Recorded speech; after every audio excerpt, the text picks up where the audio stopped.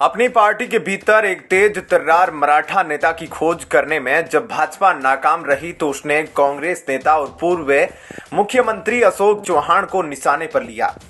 लोकसभा चुनाव के लिहाज से महाराष्ट्र 48 सीटों के साथ उत्तर प्रदेश के बाद दूसरे नंबर पर है और मोदी की हैट्रिक में इसकी अहमियत को समझा जा सकता है।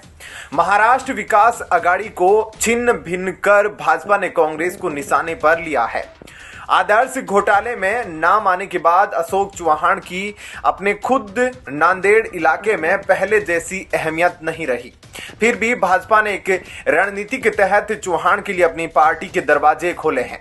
मिलिंद देवड़ा और बाबा सिद्दीकी का विकेट गिराने के बाद अशोक चौहान को कांग्रेस से आउट कर भाजपा ने इंडिया गठबंधन के कॉन्फिडेंस को चोट पहुंचाने का काम किया है। वहीं अशोक चौहान के भाजपा में शामिल होते ही कांग्रेस को बड़ा झटके लगने शुरू हो गए हैं। पार्टी की गुरुवार सुबह एक मीटिंग थी जिसमें 5 विधायक नहीं पहुंचे। इस बैठक में नए पहुंचने वाले लोगों में से 3 अशोक चौहान के करीबी माने जाते हैं और नांदेड़ के हैं। मराठवाड़ा के इस इलाके में अशोक चौहान का अच्छा प्रभाव रहा है।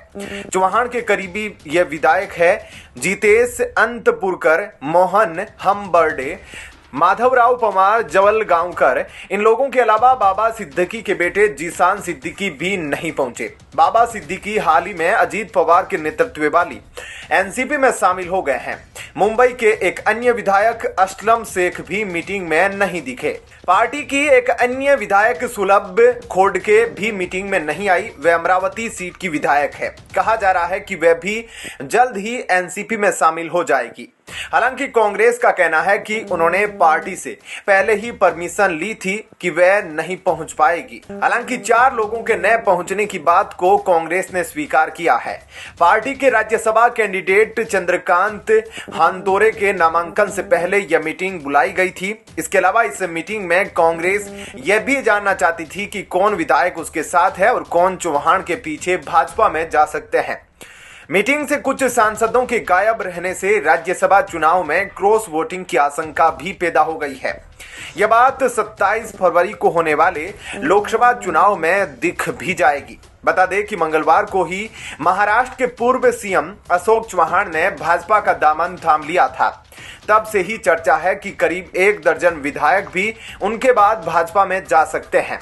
बीजेपी ने बीते सालों में महाराष्ट्र के जिन नेताओं को इंपोर्ट किया है उनमें से लगभग सभी मराठा है। चाहे वे नारायण राणे, राधा कृष्ण विखे पाटिल, हर्षवर्धन पाटिल आदि हो, इन्हें कुछ साल पहले लाया गया था, या फिर अजीत पवार और अशोक चौहान जैसे नए लोग हो।